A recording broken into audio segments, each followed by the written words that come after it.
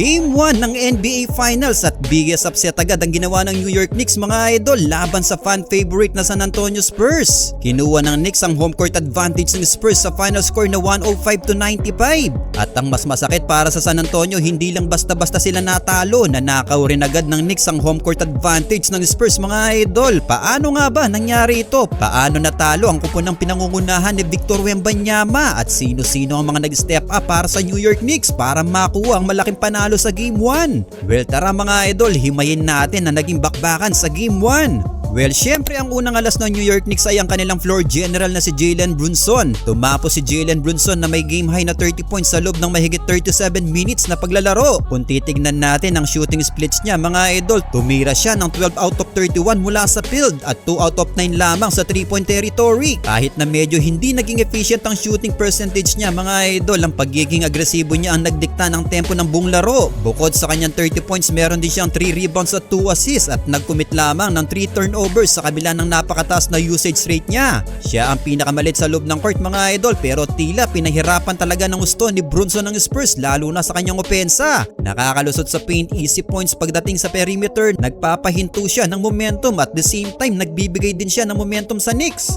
Siya ang naging puso at buhay ng Knicks mga idol. Well, syempre nandyan din si Karl Anthony Towns, ang main defender ni Wemby at nagbigay ng malaking impact sa ilalim. Sa loob ng paint, ipinakita ni Karl Anthony Towns ang kanyang pagiging versatile na big man. Nagtala siya ng napakalaking double-double performance na nagambag ng 18 points at humablot ng 12 rebounds. Nagkaroon siya ng 7 out of 15 from the field. Ipinakita rin niya ang kanyang playmaking vision na nagkaroon ng 4 assists. Well, lalo na syempre ang kanyang pagdepensa sa alien ng Spurs na si Victor Wembanyama. Nagkaroon din siya ng 2 steals at 1 block. Patunay kung gaano pinagandaan ng big man ang pagiging agresibo niya sa Game 1. Naglaro siya ng mahigit 34 minutes at nag-iwan ng plus 14 na plus-minus rating. Well, ito rin si Josh Hart mga idol, ito ang naging ultimate X-factor ng Knicks. Pagdating sa effort at hustle ay naibibigay ni Josh Hart ito sa Knicks. Tumapos siya na may 3 points lamang mula sa 1 out of 5 shooting sa field, pero napakalaki na naging epekto niya sa takbo ng laban mga idol. Humablot siya ng game high na 15 rebounds, kabilang ang 13 defensive rebounds na pumigil sa Spurs na makakuha ng second chance points. Bukod dyan, nagtala rin siya ng team high na 6 assists at nanggulo sa opensa ng Spurs sa pamamagitan ng kanyang 4 steals. Ang pinakamatindi pa rito mga idol, nakakuha siya ng plus 22 na plus minus sa loob ng 26 minutes na paglalaro.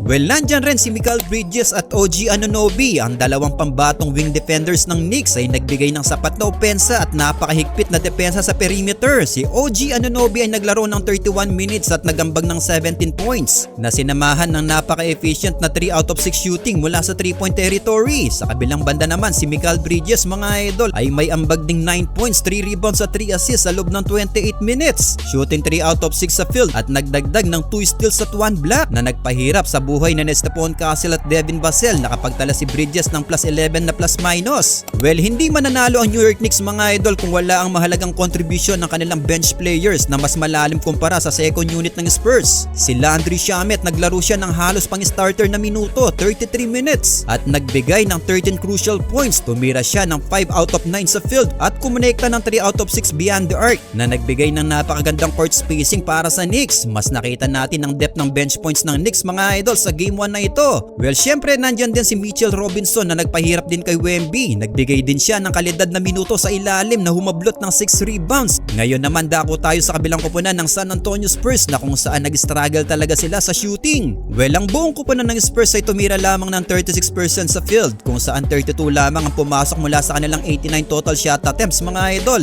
Mas malala ang naging sitwasyon nila sa 3-point line dahil 11 out of 43 attempts lamang ang kanilang naipasok para sa mababang 25.6% shooting mula sa labas. Si De'Aaron Fox ang naging pangunahing ball handler. Nagtala ng 20 points, 3 rebounds at 3 assists sa loob ng halos 38 minutes. Pumasok ang kanyang 8 out of 13 shots sa field para sa solidong 61.5%.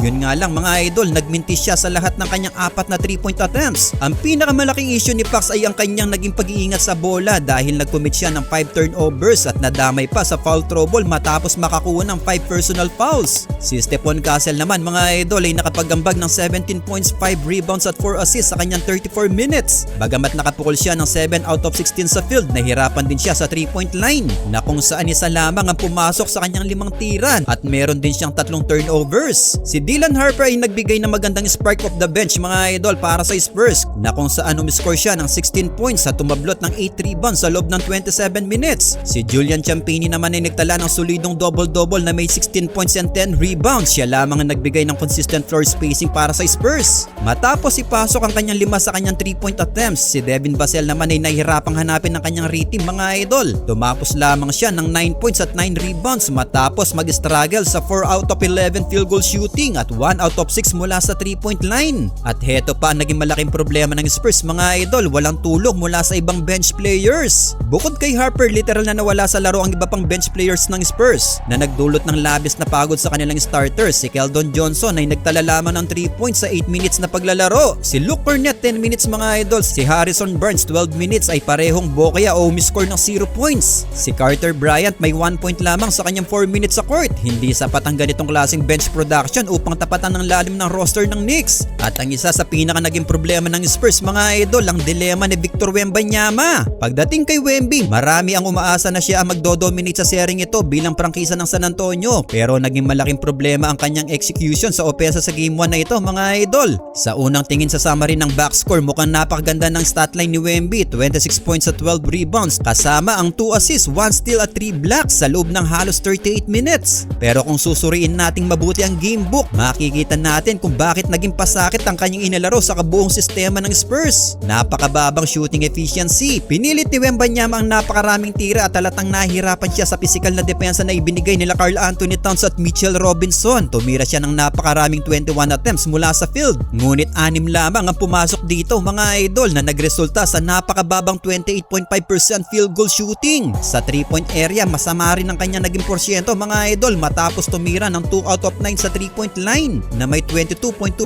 lang. Pangalawa naman mga idol ang kanyang turnover. Ito marahil ang pinakamalaking dagok para sa San Antonio. Nag-commit si Wembanyama ng 6 na turnover sa laro, ang pinakamarami sa lahat ng manlalaro na umapak sa court. Ang kanyang mga turnovers lalo na sa ball handling at masasamang pasa ay sumira sa maraming offensive possession ng Spurs. Tanging naging advantage na nakuha niya mga idol, bumawi lamang siya sa free throws. Nakakuha ng napakaraming calls si Wemby at doon niya binawi ang kanyang mga puntos matapos siyang pumunta sa charity stripe ng 13 times at ipinasok ang 12 out of 13. Kung tatanggalin ang kanyang free throws mga idol, napakahina ng kanyang offensive impact. Nakuha rin niya ang -3 na plus-minus rating sa laro. Well, paano nga ba tinalo ng Knicks ang Spurs tactically? Makikita natin ang malinaw na kasagutan sa pamamagitan ng paghahambing ng official team statistics ng dalawang kupunan. Ginamit ng Knicks ang kanilang lakas at physicality sa loob. Nakakuha sila ng malaking 50 points in the paint kumpara sa 42 lamang ng Spurs. Ipinapakita nito na nagtagumpay ang Knicks sa pagpasok sa depensa ng kalaban. Patunay na naging epektibo ang mga drive ni Brunson at post-ups ni Karl Anthony Towns. Pangalawa naman ang second chance points. Kung titignan natin ang total rebounds, lamang ang Spurs na may 54 boards kumpara sa 49 ng Knicks. Lamang din ang Spurs sa offensive rebound, pero heto ang naging malaking pagkakaiba mga idol, mas marunong mag-convert ang Knicks. Mula sa kanilang 10 offensive rebounds at 13 second chance shot attempts, nakalikha ang Knicks ng 23 second chance points, samantalang ang Spurs ay nakagawa lamang ng 14 second chance points mula sa kanilang 14 offensive rebounds. Ang 9-point advantage na ito sa second chance opportunities ay literal na nagdikta ng outcome ng laro. Ang turnover ang siyang naging issue din sa Spurs mga idol. Ang San Antonio ay nagtala ng 13 turnovers na direkta naging 19 fast break turnover points para sa Knicks. Well, naging dikdikan talaga ang laro mga idol bago pumutok at tuluyan nakalamang ang Knicks. Nagtala ang laro ng 10 lead changes at 6 na beses na nagtaya ang score. Ang pinakamalaking abante ng Spurs sa laro ay umabot ng 14 points, habang ang biggest lead naman ng Knicks ay 10 points na siya ring naging final margin ng laro. Patunay ito na ang mental toughness ng Knicks pati na ang kawalan ng sagot ng Spurs pagdating sa turnovers at outside shooting ang tuluyang nagpanalo sa New York Knicks para sa Game 1. Well, ang tanong nito mga idol, makakabawi kaya ang San Antonio Spurs sa Game 2 o tuluyan ng kukunin ng Knicks ang momentum?